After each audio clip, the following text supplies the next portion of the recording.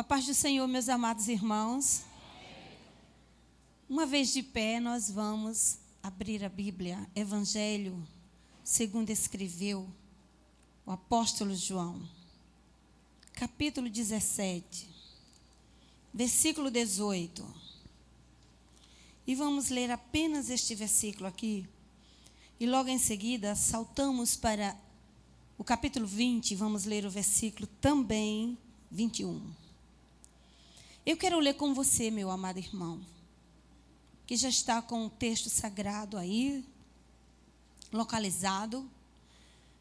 Escute o que você está lendo, verbalize esse texto. 1, 2, 3, todas. Todas. Assim como tu me enviaste ao mundo, também eu os enviei ao mundo. Vamos ao capítulo 20. Vamos ler a partir do versículo 19. Prestem atenção. Ao cair da tarde naquele dia, o primeiro da semana, trancadas as portas da casa onde estavam os discípulos com medo dos judeus, veio Jesus, pôs-se no meio dele e disse-lhes: paz seja convosco. E dizendo isto, lhes mostrou as mãos e o lado. Alegraram-se, portanto, os discípulos ao verem o Senhor. Todos podemos ler agora.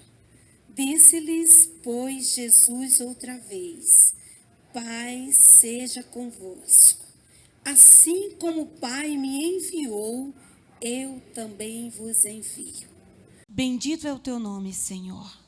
Já temos orado, Senhor, e temos te louvado com expressão de adoração do nosso coração. Mas agora, Jesus, queremos que a tua palavra seja uma semente poderosa como tem sido e frutifique, Senhor, em nosso coração, alargando, Deus, a nossa consciência missionária e nos desafiando para este tempo final. Levanta-nos, pois, para esta chamada do século 21, liberando tua unção e o teu poder, como só tu podes fazer, autorizando e outorgando, Senhor, autoridade à igreja, que é a noiva de Jesus na terra, para proclamar as boas novas em nome de Jesus. Podeis tomar assento, meus amados irmãos. Nós estamos aqui nesta conferência missionária, e eu imagino que foi a abertura ontem ou está sendo hoje? Hoje.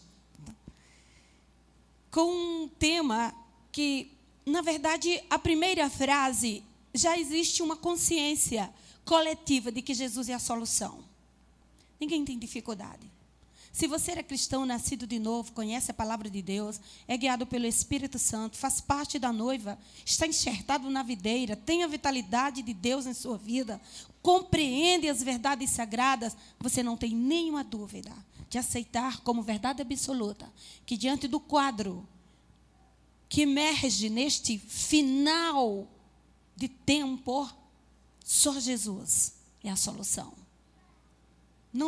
Não temos nem dificuldade de verbalizar essa frase.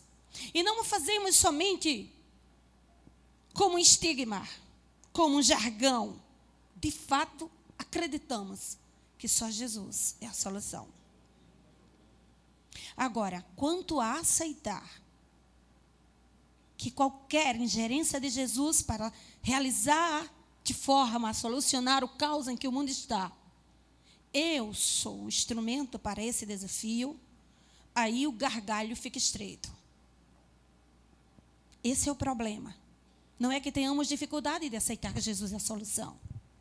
A verdade é que parece que no século 21 nos deparamos com a mesma pergunta que o profeta Samuel perguntou a Jessé. Ainda acabaram-se os mancebos? Os que estão dispostos a serem ungidos e enviados para os desafios?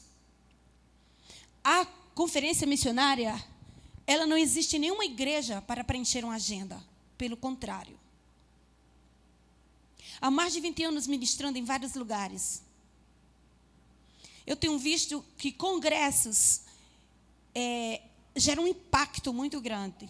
A partir do próprio perfil do trabalho e da proposta para a qual ele se propõe. Mas sempre uma conferência missionária é um número menor que frequenta. Porque não existe nenhuma atração em uma conferência missionária. Na verdade, existe um confronto. Existe um confronto de Deus.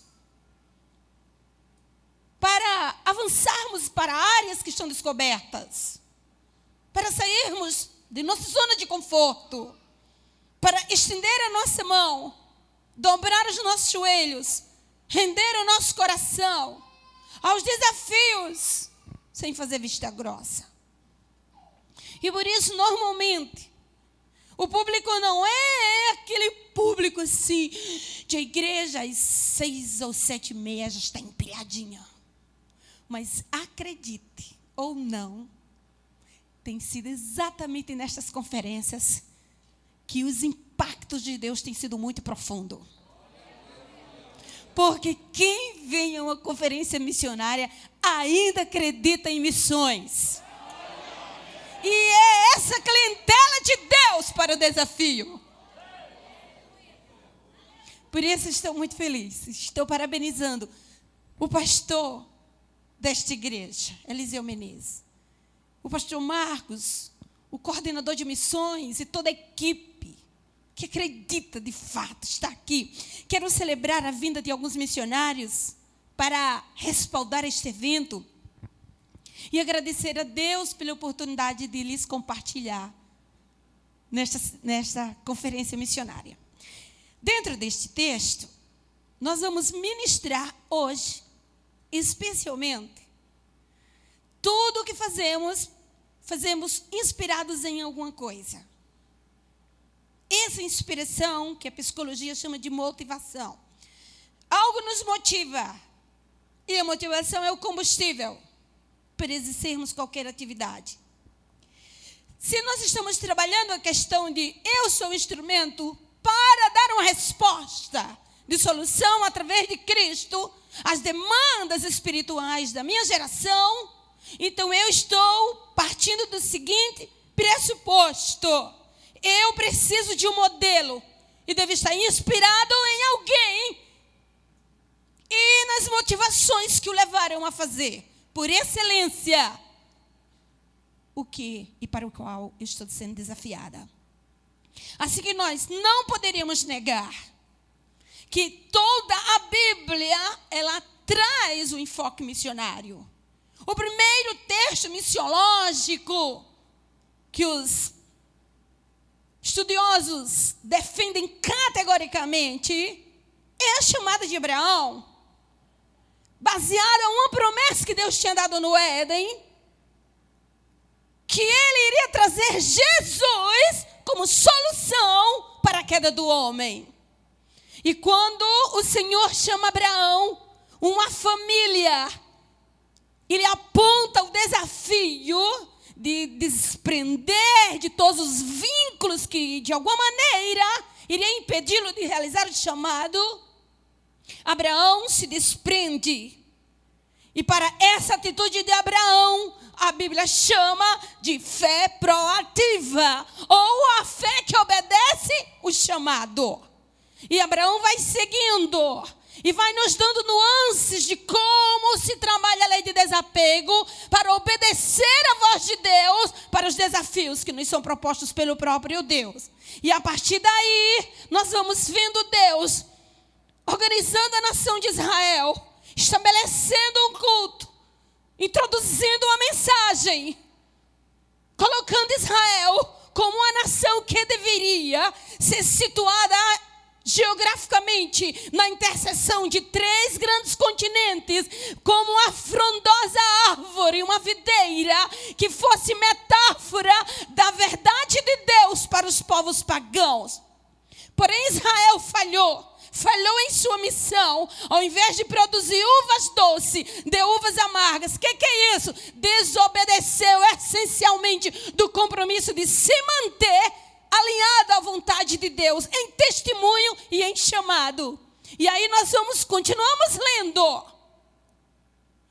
e terminamos o Antigo Testamento, nos preparando para a imersão de uma grande revelação do que seria a vida e a chamada missionária. Um vácuo de 400 anos na história se perde. A voz profética, as caravanas, as proclamações dos mandamentos, da lei de Deus, praticamente silencia. E o caos se levanta de norte a sul, de leste a oeste. O que deveria ser uma nação de missionários se torna, historicamente, uma nação ligada ao governo pagão e romano. E nesse contexto, Deus vai descortinando a luz e nos coloca, igreja, o modelo de um verdadeiro missionário. Quando Jesus nasce e aos 30 anos é batizado em águas. E a partir daí, quando ele emerge da água, o Senhor diz: este é o meu filho amado, e nele eu tenho prazer. Por quê? Porque ele vai nos ensinar como fazer a vontade de Deus. Ele vai nos dar os parâmetros para se atender um chamado de Deus. Ele vai nos ensinar a atender a necessidade dos que morrem e dos que sofrem. Sem sombra de dúvida, Jesus se constituiu o maior missionário de todos os tempos. Nunca houve em toda a história da humanidade alguém com vocação tão suprema, ministério tão eficaz, liderança tão exemplar, e que tenha deixado um modelo, um legado tão digno de ser imitado como Jesus Cristo. Eu ouvi falar sobre visão. E um dos missionários que nos antecedeu disse que se não tem visão, não tem ação. E de fato, eu queria lhes pontuar o primeiro ponto que serve de modelo em Jesus Cristo para a sua vida e para mim. Jesus tinha uma clara visão de sua missão. Crente nenhum vai a lugar nenhum se não tiver essa visão. Se não souber por que foi salvo, para que ele está aqui na terra, ele não consegue responder o chamado de Deus com eficácia. Ele dribla o serviço, a abnegação, o sacrifício. Jesus sabia perfeitamente qual era a sua missão. Ele também sabia o dever de formar pessoas para darem continuidade à sua obra. Sabia que ele iria completar a sua missão, mas não ia fazer a parte da igreja. Então ele deveria ser um modelo dela. Ele inicia seu ministério em completa submissão à vontade de Deus. Por isso que eu li sobre esse texto. Ninguém tinha mais consciência do que Jesus de que havia sido enviado do Pai. E eu quero aqui registrar algumas verdades que faziam parte da consciência missionária de Jesus. Consciência missionária. Guarda essa frase. Primeira, ele sabia que ele tinha vindo anunciar a verdade de Deus com autoridade aos seus ouvintes. Porventura não foi para isso que Deus levantou a igreja na terra? Qual é a mensagem da igreja? A mensagem da igreja é muito diferente da mensagem do mundo. No mundo existem muitas vozes. São muitas filosofias. Principalmente na minha geração. É o século da intelectualidade. É o século da acessibilidade da informação. Todas as pessoas têm direito a acessar, a adquirir a acrescentar, a questionar, a medir, a refletir. As informações estão aí. Mas Jesus sabia qual era o discurso dele. O discurso dele estava impregnado da verdade de Deus e deveria fazê-lo com autoridade. Ele sabia que deveria mostrar ao povo que ele tinha sido o enviado de Deus, como estava nas profecias. Que as profecias do Antigo Testamento apontavam para ele. Por isso que ele pregava as Escrituras pelo método de exposição, de ilustração, de aplicação, usando os recursos didáticos da época, que dentro das universidades rabínicas eram desenvolvidos, para que as pessoas pudessem entender e não confundir a mensagem dele. Ele não somente era um galileu, morou em Nazaré, portanto recebeu o termo nazareno. Ele era um judeu, tinha pai e mãe, era um ser humano, conhecia os rituais da lei, mas ele sabia qual era a verdade sagrada que ele deveria ensinar. Ele não tinha um discurso próprio, e ele deixa claro. O livro de João é um dos livros que mais ressalta o foco da missão de Jesus. Capítulo 4, versículo 34, Jesus diz: a minha comida consiste em fazer a vontade daquele que me enviou e realizar a sua obra. Com isso, estou olhando para Jesus e estou aprendendo que o que era prioridade na vida de Jesus era realizar a obra de Deus, era fazer a vontade do Pai. E porventura, qual era a vontade do Pai? E que ele fosse um espetáculo para as multidões, e que tivesse em todos os faces do mundo, fosse motivo de piada ou de admiração nos WhatsApps da vida.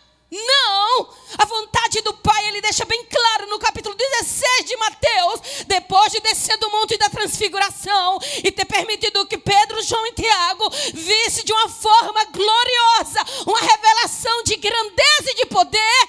É necessário que eu suba para Jerusalém e seja entregue nas mãos dos malfeitores e seja morto, e ao terceiro dia eu ressuscite. É necessário. Vontade do Pai, ele sabia qual era. Que o admirassem, que o amassem. E Pedro ainda tentou persuadi-lo ou dissuadi-lo. Que isso, Jesus? Como dizes que vai subir a Jerusalém para morrer? Parecia uma fala de quem estava preocupado. Mas uma preocupação que vinha contra o foco de Jesus não podia ser acolhida. Para trás, Satanás. Você não entende das coisas do reino, só compreende das coisas dessa terra. Isso era a convicção de sua missão. Foi por isso que o diabo não conseguiu detê-lo. Porque Jesus tinha uma clara convicção do seu chamado. E se não tiver, pode ter certeza que os contra-argumentos das trevas se levantarão. Alguns no Oriente Médio estão morrendo porque são cristãos. E está um espetáculo aí na mídia agora, vocês veem, né, pastor? No Egito, quantos crentes têm sido mortos pelo novo Estado Islâmico? Uma tentativa fundamentalista e absurda, maligna e diabólica de silenciar o cristão.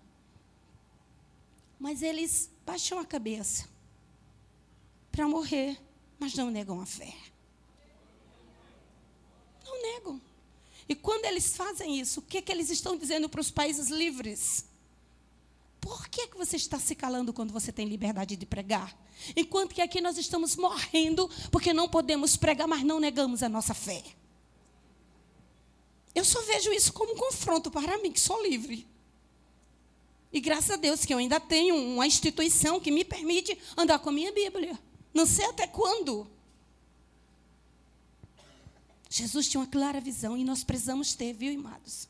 Se não tivermos, poderemos ser defraudados. desencorajados. Outra coisa importante que Jesus tinha. Ele dependia do Pai em tudo. Não se pode fazer missão sem estar em plena dependência de Deus. O inferno não vai permitir a marcha da igreja.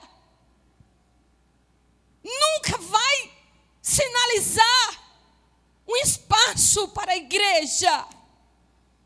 Nós marchamos na força do poder de Deus.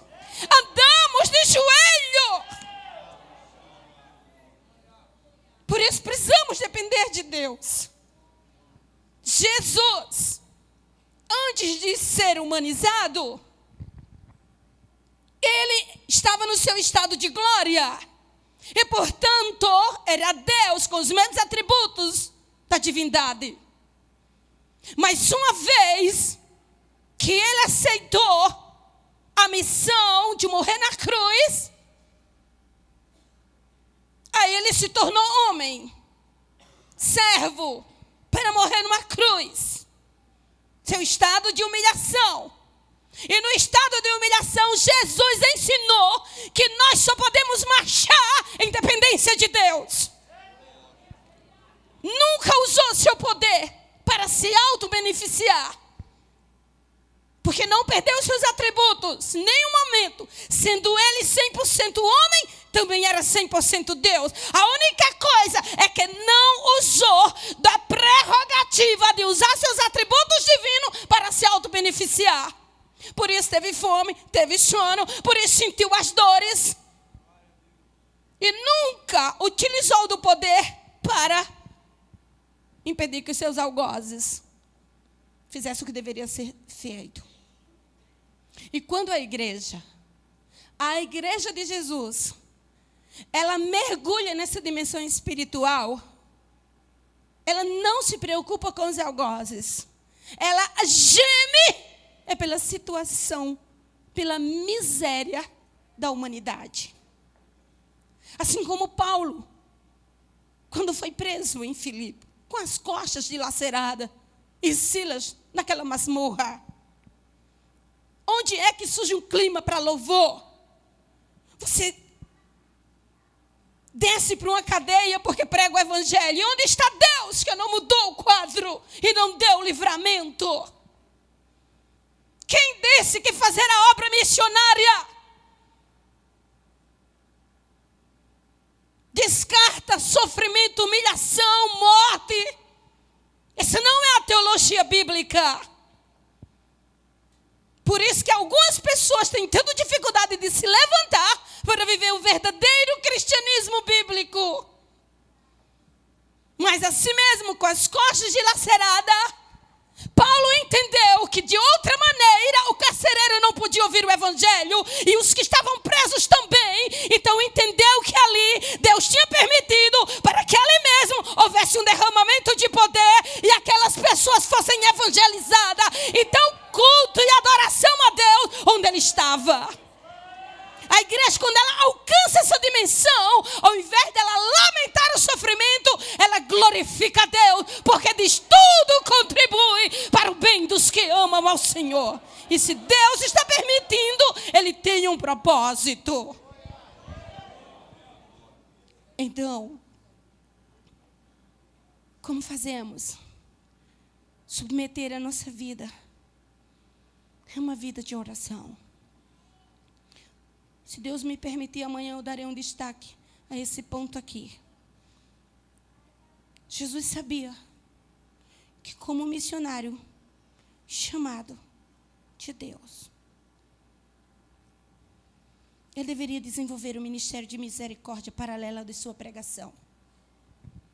Não se pode fazer missões se a pessoa não amar. A gente não consegue.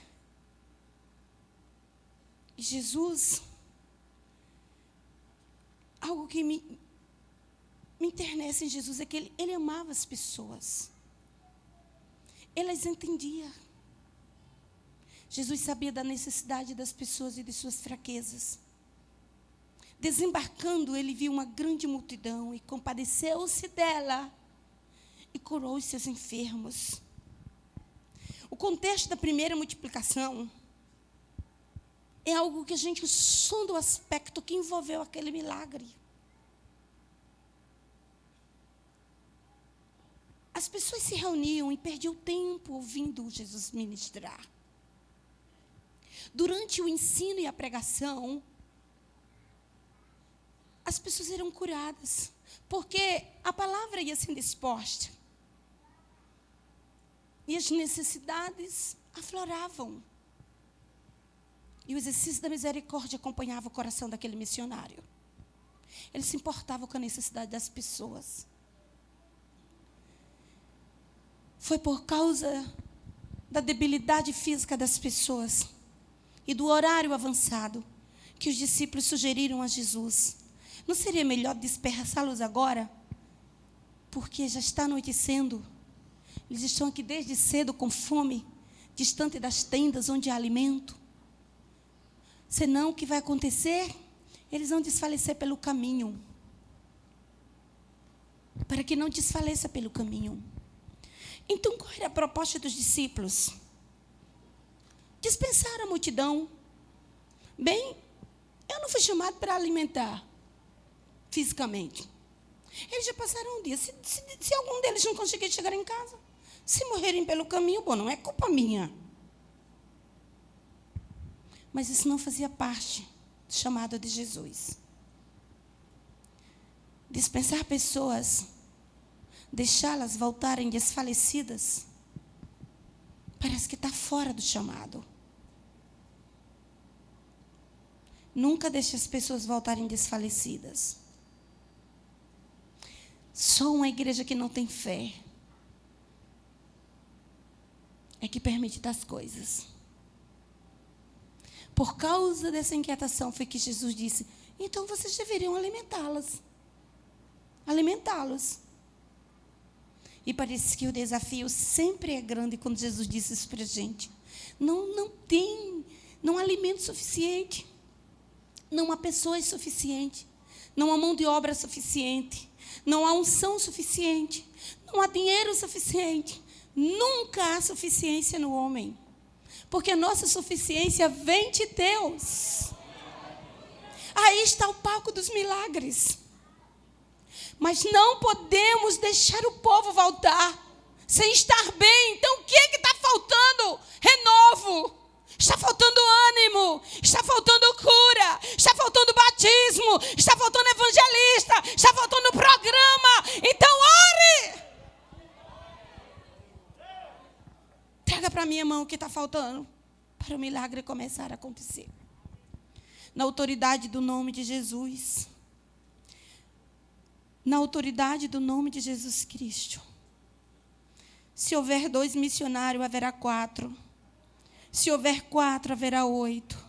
Se houver 8, haverá 16. Porque tudo que é posto nas mãos de Jesus não soma, não diminui, se multiplica. Isso é milagre sobrenatural. Jesus estabelecia prioridades. Missionário sabe a hora de ficar e a hora de ir. Ele não é conduzido por grupos, por pessoas, por programas, mas pelo direcionamento do Espírito Santo. É algo maior do que ele. É algo que queima. É um fogo que não apaga no coração. Não é emoção. Mas é algo que o incomoda, o inquieta. E ele precisa se levantar para fazer aquilo que Deus estabeleceu. Jesus não permitiu que outros determinassem seus compromissos. As prioridades de Jesus vinham do seu Pai e não das pessoas. Tendo encontrado, lhe disseram: todos te buscam, Jesus. Porém, ele lhes disse: vamos a outros lugares, vamos às povoações vizinhas, a fim de que eu pregue também ali, pois para isso foi que eu vim. Pregar para o povo, anunciar as boas novas. Em Cristo eu encontro, de fato, razão para estar sempre indo a pessoas que precisam de ser socorridas. Eu me lembro que não foi fácil para os nossos pais, tanto o meu pai, minha mãe, como os pais do meu esposo, nos liberar para a obra missionária em 1998 e 99. Principalmente porque íamos para um país que na época era o 39º país, catalogado como um país onde existem áreas de perseguição e de violência, como Colômbia. E nós tínhamos oportunidade, se quiséssemos, de ficar. Mas quando o convite veio do nosso pastor presidente, Deus já havia falado conosco que já estávamos orando por Colômbia. E não fomos olhar para os guerrilheiros, nem para a questão social de Colômbia. Mas o que nos levava para aquele lugar era que ali havia um desafio missionário que precisávamos entrar. Com 3 crianças pequenas. Ouvi alguém dizer, mas você não acha que é um risco? Não é só a sua vida que está sendo exposta, mas de seus filhos. Acho que pode decidir isso por eles? Não, não acho. Mas a decisão não veio da terra, veio de cima. E se Deus quiser guardar a minha vida, do meu esposo e dos meus filhos, lá em Colômbia, Ele vai guardar. Eu não terei nenhuma segurança de que criarei bem meus filhos no Brasil. Nenhuma segurança. Portanto, é melhor obedecer. E quando eu entrei naquele país, depois de 20 e poucos dias de oração e jejum, o Senhor disse para mim, sou teu Deus aqui como fui no Brasil. Guardarei teus filhos. Não temas, entra e sai em qualquer parte dessa cidade, porque eu sou Deus que te guarda e nada te fará mal nessa cidade. Oh, experiência gloriosa. Deixei tudo para trás. Um concurso de 10 anos que havia passado em 13º lugar. Um salário sólido, tanto eu quanto meu esposo. Zeramos nosso orçamento, começamos do zero. Tiramos as crianças de escola particular, de um padrão de vida alto. E levamos para um país que nem sequer conhecemos a cultura direito, quanto mais a língua. Mas que Deus tão tremendo. Onde o diabo for diabo, Deus é Deus em qualquer lugar. A melhor coisa que Deus poderia ter proporcionado aos meus filhos foi uma experiência em um país missionário.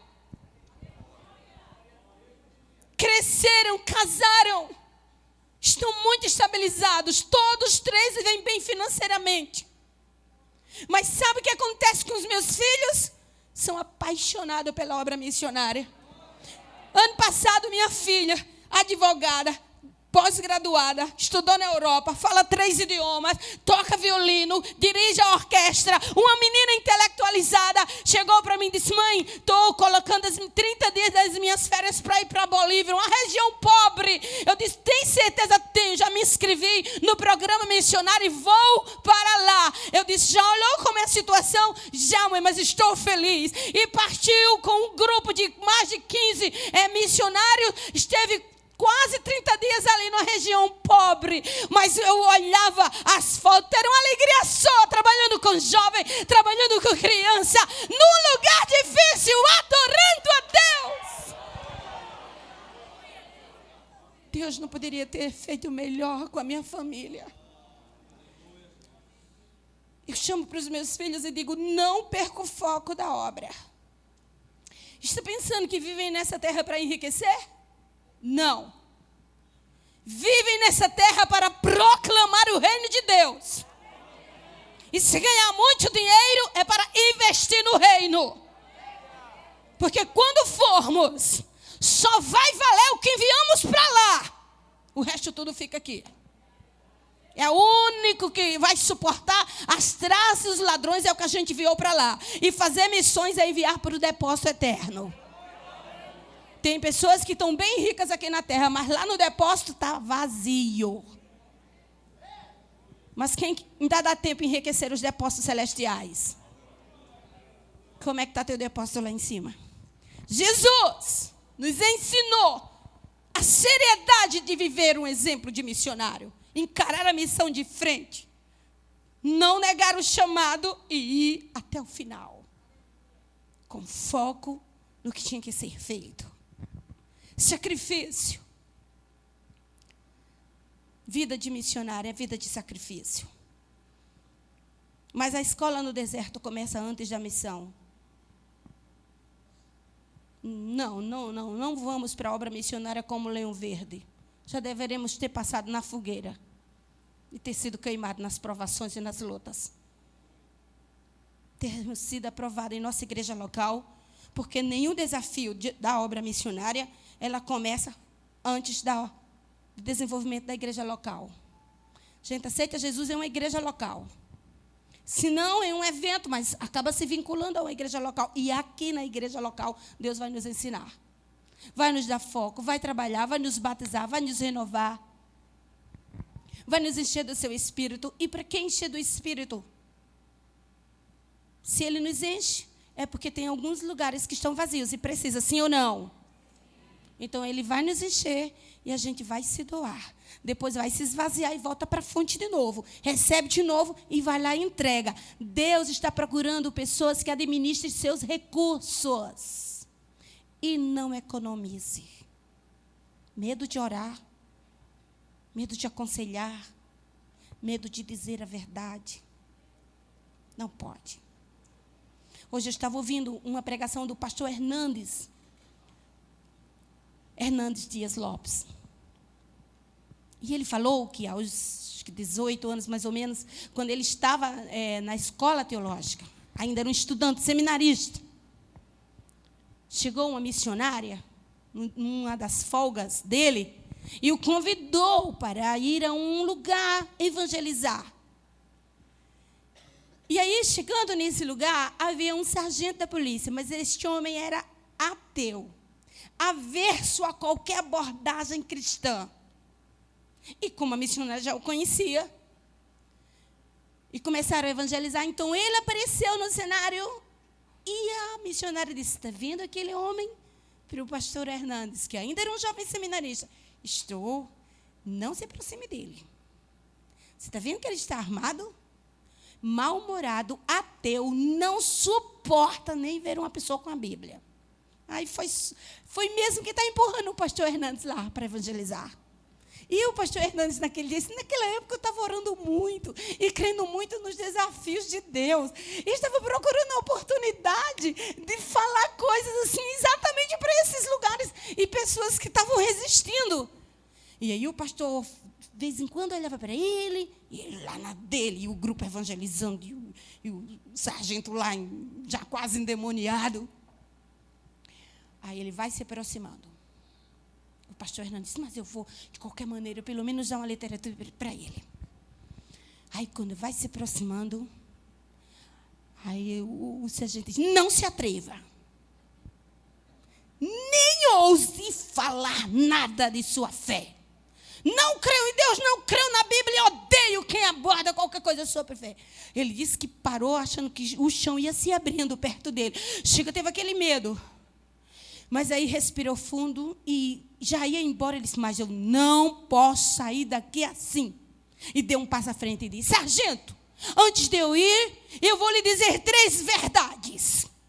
Primeiro, Deus existe, que o Senhor creia ou não, porque Ele não depende do Senhor para existir. Segundo, Ele lhe ama e se preocupa com o Senhor. Terceiro, Ele enviou seu Filho para morrer na cruz pelo Senhor. Mas se o Senhor rejeitar, irá para o inferno. E virou as costas e saiu quase correndo. Pronto, vai me matar. E o seminarista disse, o que passou? Fiz o que deveria ter feito. Vou embora. Chegou o coração, tum, tum, tum, tum. Mas o Espírito Santo, ele opera na ousadia. E o diabo no medo. É verdade ou não é? Pois é, no medo. Por isso que a Bíblia diz que quando existe medo, a fé não opera. Aí o que aconteceu? Foi para o seminário, no dia seguinte a seminarista chegou e disse, Hernandes, sargento fulano, que eu esqueci do nome desse indivíduo, não estou lembrada. Quer falar com você? Ele disse, pronto, meu Deus. O que aconteceu? Vamos lá. E chegaram lá, quando ele viu, o Hernando já saiu chorando. Agarrou no braço. Fale mais desse Jesus. Quando você disse aquelas palavras, parecia que uma espada estava entrando no meu coração.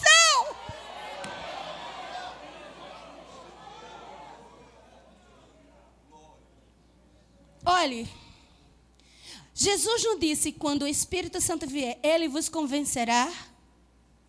Aqui tem muitos professores de teologia. E eu sei que nem preciso ensinar. E não é para vocês que eu estou ensinando. Mas eu estou compartilhando com a igreja. O termo grego convencer na Bíblia, no original, significa dizer assim. Como uma espada vai traspassando a alma. É assim que o Espírito opera para convencer. Dá uma dor. E vem a consciência do pecado. Por isso que as pessoas se arrependem e choram. Esse negócio de você estar pregando o evangelho, a pessoa ficar rindo e vir para frente rindo. Quando isso acontece, eu digo, meu Deus, então não aconteceu no original. Mas tem umas pessoas que vêm chorando, desesperada. É verdade ou não é? E pode ver o fruto do arrependimento ali, o que vai operar. Pois foi o que aconteceu. Hoje, ele estava dizendo, ficou anos sem ver este homem. Mas ele chegou a ser um alto general, um homem crente, servindo a Jesus. E ele contando como muitas vezes falta ousadia. E vem o temor. Diante das leis, diante das abordagens, das críticas. Mas Jesus sabia que cumprir a sua missão exigia sacrifício. Olha, você pensa que amar não é um risco, mas amar é um risco sim. Todos nós, quando amamos, nos arriscamos. E amar a Jesus sobre todas as coisas. Amar a Deus de toda a nossa alma, de todo entendimento. É colocar a nossa vida em risco, em sacrifício. A solidão das adversidades. Geralmente se constitui os recursos de Deus em nossa vida. Para tratar com os nossos medos. E nos levar de frente ao programa. Não tenha medo de colocar os programas de evangelismo em pauta.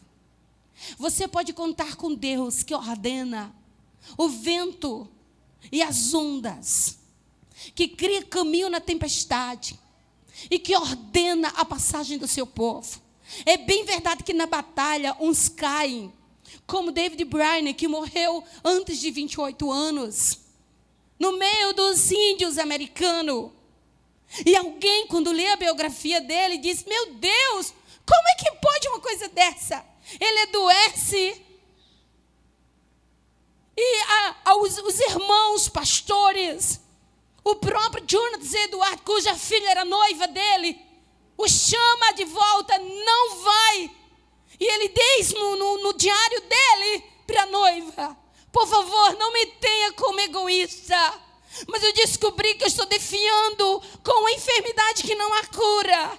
Enquanto eu conseguir falar, dê-me um tempo a mais para eu pregar para esses caras pálidas. Já volta para casa, já quase morrendo, poucos dias depois, quando chega, morre. Aí quando alguém lê o diário de David Brainerd, diz, meu Deus, isso é um absurdo. Com tanto tempo para viver, vai se meter no meio dos índios que não têm condições sanitárias, não tem conforto. É claro, pega uma doença dessa e morre. Mas Deus estava no controle. A biografia que mais tem inspirado o chamado missionário é a de David Brainerd. Homens como Adoniram Judson e outros missionários que se levantaram séculos depois foram inspirados pela vida daquele jovem americano que entregou tudo a Deus para um desafio entre os índios. É muito bom. Sacrifício. Aparentemente a gente perde, mas não perde. A gente ganha. O que a gente faz para o Senhor, Deus reverte em bênção. E por último,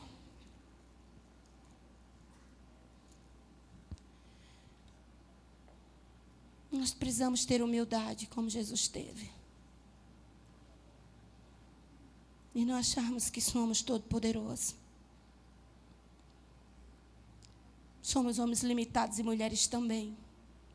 Não somos a fonte do poder. Somos apenas uma cisterna onde deságua da fonte de Deus. Agora, estar vazio é uma opção minha ou sua. Jesus foi levado pelo Espírito Santo ao deserto para ser tentado pelo diabo.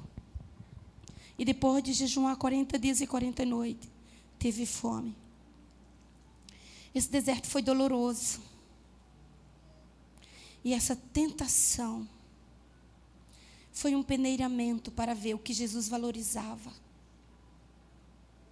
E se de fato ele confiava na providência divina.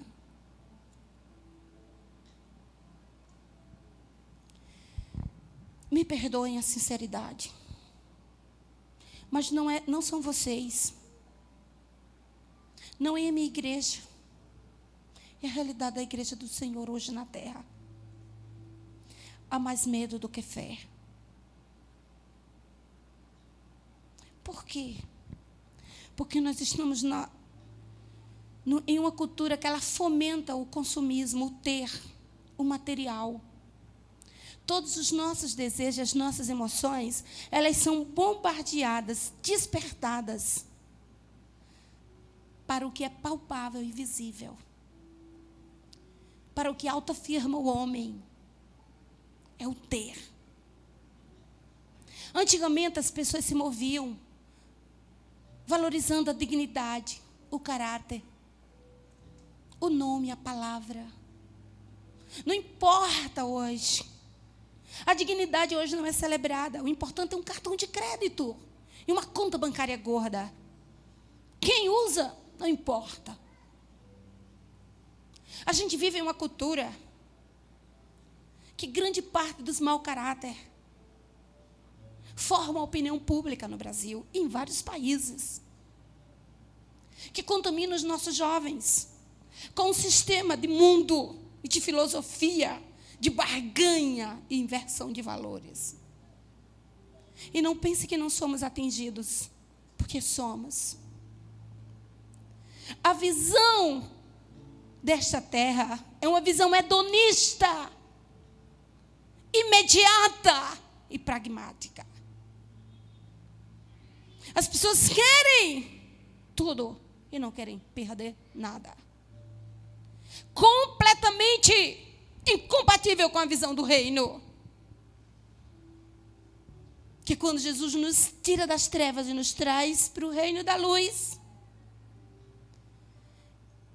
ele começa a ensinar, estamos neste mundo, mas não somos deste mundo. Assim que ele quer massificar em nossa formação cristã, que só estamos aqui porque temos um tempo de Deus para proclamar a sua verdade. Onde quer que eu esteja, o que é que eu faça? Neste mundo consumista, eu ando na contramão dele. Procurando viver um estilo de vida que a minha vida, no mínimo, seja uma vida missionária. Onde eu estou, na minha casa, me levanto como uma missionária para proclamar as verdades de Deus para minha família que ainda não foi alcançada. E procuro viver um cristianismo de tal maneira que, no mínimo, a minha família não morra de fome do pão que caiu do céu. Porque todos os dias eu estou me alimentando dele. O meu bairro, a minha região de acesso, a escola, o trabalho. E não é que eu chegue com um megafone e fique gritando, eu sou crente. Mas é minha vida e o meu testemunho que declaram que, de fato, eu não sou desta terra. Eu não falo como o mundo fala. Eu não aplaudo o que o mundo aplaude. Eu não me deleito no que o mundo cria. Porque Paulo, escrevendo à igreja que estava em Colossos, uma cidade rica, mas cercada por uma cultura pagã e mundana, ele disse, se já ressuscitasse com Cristo, muda a tua visão já. Busca as coisas lá de cima.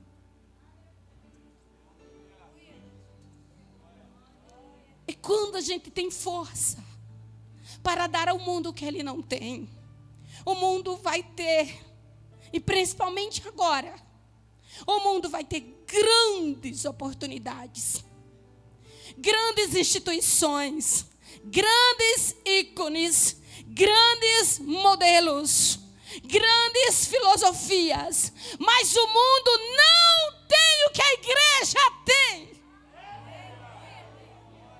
O mundo está em crise, a igreja está em Cristo. Por isso ela é rica, por isso ela é revitalizada, por isso ela é fortalecida. O mundo perece por falta de pão, mas a igreja engorda, porque o pão de cada dia o Senhor tem dado nas reuniões. A palavra. E o que nos falta? Se levantar como instrumento de Deus. Até meu último respirar. Fazer deste tema o ideal da minha vida.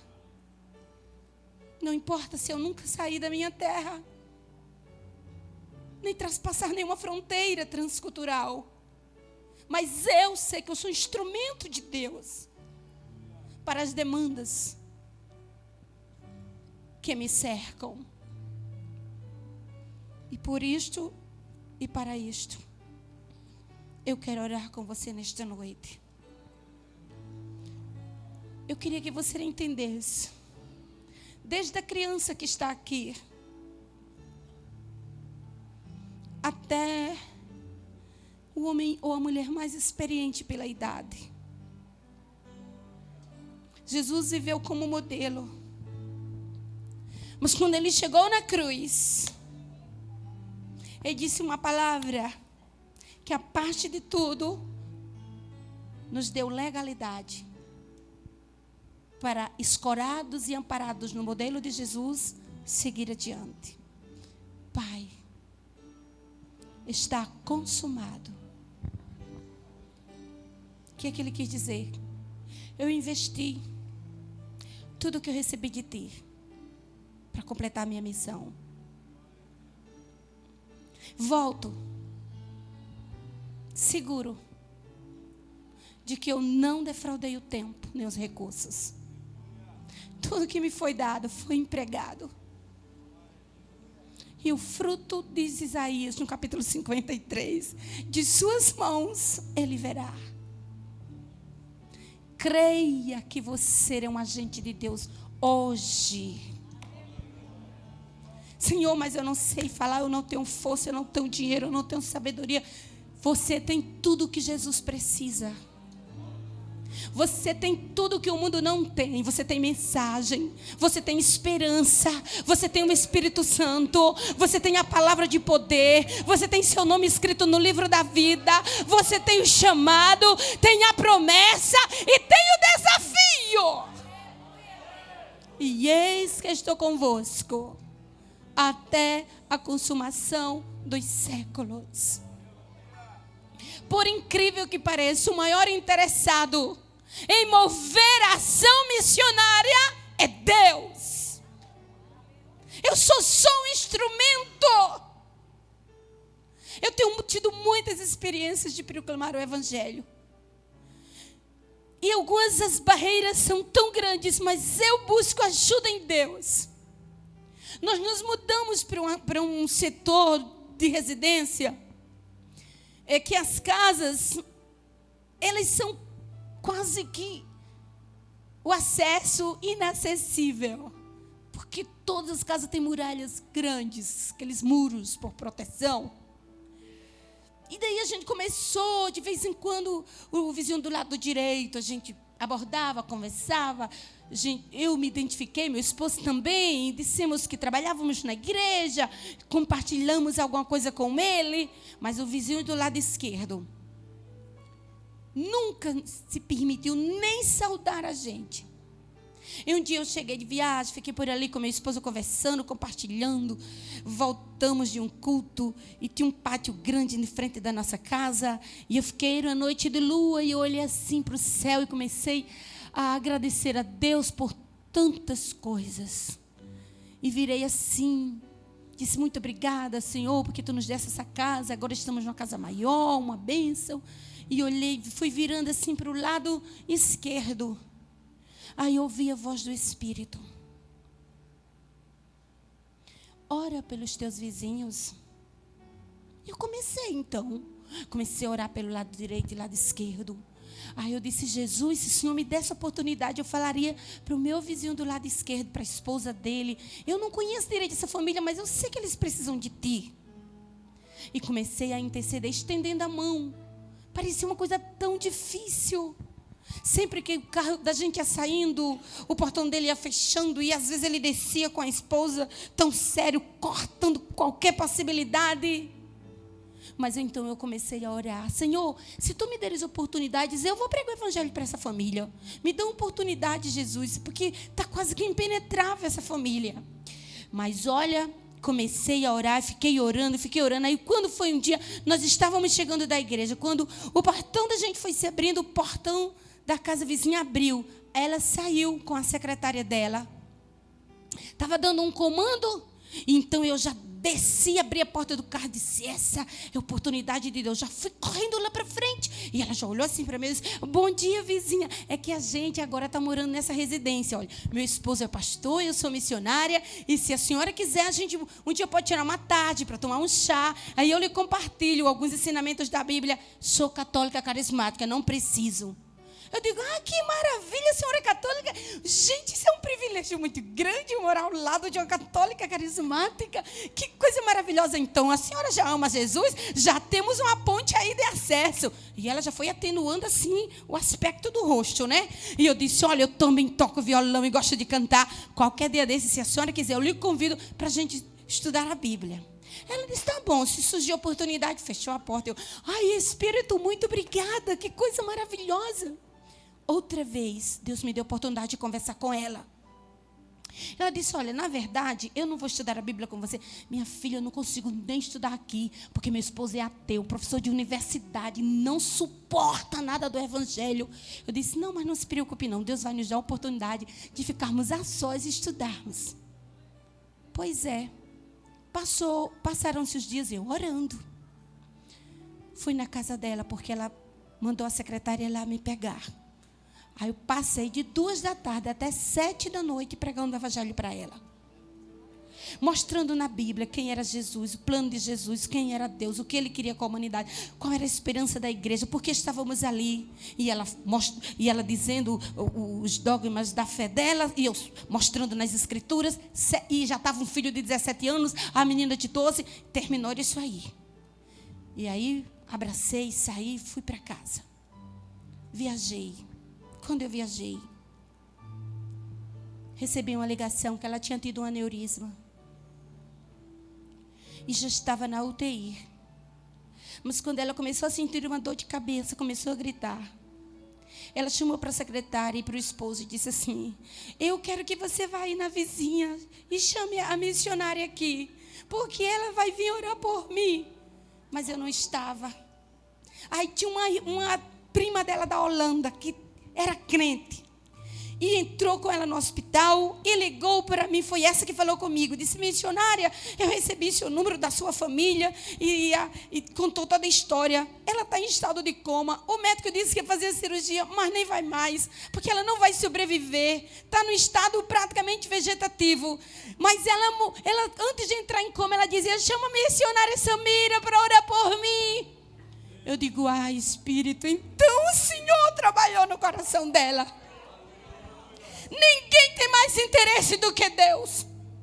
Eu agarrei aquela fé em Jesus Cristo e disse assim: vá para perto do leito dela e ela vai abrir os olhos. E quando ela abrir os olhos, você faça a oração da confissão. Mas eu não sei, missionária, eu sou nova convertida. Pega uma caneta aí que eu vou dizer como é que você vai fazer. Ela pegou a caneta e escreveu a oração da confissão. E diga: olha, eu vou orar aqui e Jesus vai permitir que ela abra os olhos para confessá-lo.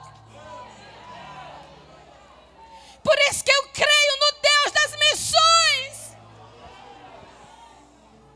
E fiz uma oração, disse: Jesus, se fosse para esta mulher ir para o inferno, o Senhor não teria permitido que eu me passasse quase 4 horas evangelizando ela. E foi o Senhor que me mandou orar por ela. Agora permita que ela saia do coma 5 minutos para confessar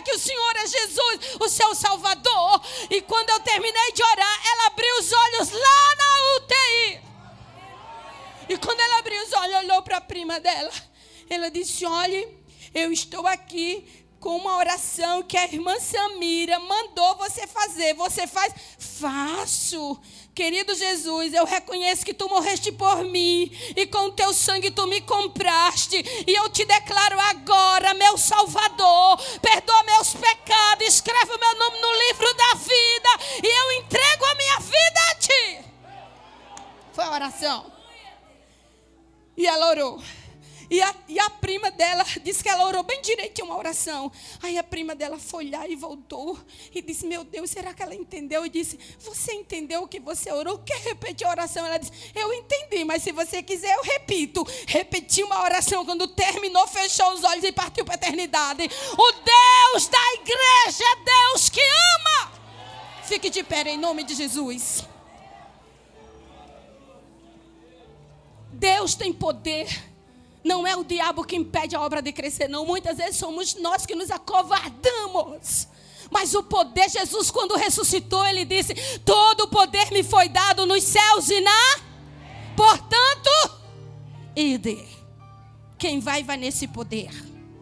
E aquele que tem poder está aqui para desbravar, para abrir porta. Eu quero chamar os missionários desta igreja para passar para frente. Jovem, criança, homens, mulheres, adultos, que ainda creem em chamado, ainda creem em missões, que aspira, chegar nos hospitais, visitar os doentes, visitar os lares, entrar nos lugares onde só a igreja pode entrar e vai entrar com a autoridade de Deus, tá? Jesus não batiza crente com o Espírito Santo para crente ficar dormindo, não. É para ficar acordado como uma tocha, como uma sentinela. É para proclamar. Oh, glória a Jesus. Liberdade aos cativos, ruptura de prisão aos presos, e declarar que no poder de Jesus nós podemos todas as coisas. Eu vou orar por você. Eu queria dizer que poder você já tem. Você já está cheio do Espírito Santo aí dentro da sua vida. Você não é pavio que fumega. Você não é luz que está apagando. Você é poder de Deus na terra. Você tem autoridade. Você não é clandestino. Você não é frustrado. Você não é fracassado. Você não é vítima. Você é soldado. Você é guerreiro. Você é ungido do Senhor. E o Senhor, o Deus Todo-Poderoso, aquele que abriu as portas do céu, enviou Jesus, o seu Filho. Ele está com você e Ele vai continuar abrindo portas. Em nome de Jesus, eu quero somente orar por você com base nesse texto aqui, tá? Lucas 4:18. O Senhor Jesus, chegando em Nazaré, entra numa sinagoga no dia de sábado e abre as escrituras no livro do profeta Isaías, capítulo 61, e toma para si e diz: o Espírito do Senhor está sobre mim, porque Ele me ungiu para eu fazer missões, para eu evangelizar os pobres, proclamar liberdade aos que estão presos, restaurar e dar vista aos cegos, e pôr em liberdade os oprimidos, e declarar que este é o tempo, este é o ano aceitável do Senhor. Não se cale, igreja. Em nome de Jesus, não se cale. Deixa Deus te usar onde você está. Sabe aquelas ondas que o diabo vem querendo lhe assustar? Crente ungido, batizado com o Espírito Santo, não tem medo de sexta-feira 13, nem de gato preto, nem de escuridão, nem de espíritos que vão durante o dia. Ele está debaixo da sombra do Onipotente e ele sabe que ele foi chamado. Ele não está preocupado e nem o foco dele está o que as pessoas estão pensando de mim. Deixa de proteger tua imagem. Você é um evangelista, e quem é evangelista não empreste ouvido ao diabo para o que estão dizendo, fofocando, expondo. Você foi chamado para proclamar o evangelho do Senhor, e todo engodo do diabo caia por terra em nome de Jesus. E nós vamos orar agora, porque vai chegar nas tuas mãos a oportunidade. Recebe a palavra profética. Deus vai abrir. Enquanto o diabo quer fechar, Deus tem a chave. Jesus disse que tem a chave que abre e ninguém fecha, e fecha e ninguém abre. Quem abre portas para a igreja é Jesus. E quando ele abre, o diabo não tem o direito de fechar, porque a chave de fechar está nas mãos de Jesus. E esta é a noite que o Espírito Santo derrama sobre este povo ousadia, coragem, força e fé. Levante sua mão e ore. Ore escutando a sua voz, dizendo: Jesus, eu quero que a minha alma, ela fique como um vulcão, Senhor, para erupcionar. Senhor Jesus, eu quero que o Senhor aqueça meu coração e a minha alma, inquiete minha vida e me dê a oportunidade, porque as portas que se abrirem, eu cantarei, eu proclamarei, eu visitarei, eu ensinarei o caminho da verdade, eu usarei as redes sociais, eu declararei a minha fé, eu anunciarei as boas novas, eu direi que o Senhor é Deus e não há outra além de ti. Ó Deus bendito, de toda a glória, de toda a honra, de todo o poder. Nós estamos no século da escuridão, mas há uma luz na terra. O Espírito de Deus está conosco, e esta lâmpada não se apaga. Nesta noite, do púlpito até aquela porta, aos arredores da igreja, saia levantando o exército e dando alegria e amor à obra de evangelização. Por onde passar esta igreja, a semente da verdade seja lançada, e a chuva seróide do teu Espírito faça brotar e reverdecer o campo, em nome de Jesus. Só os que estão aqui entendendo o mistério da missão, dá um aplauso para Jesus.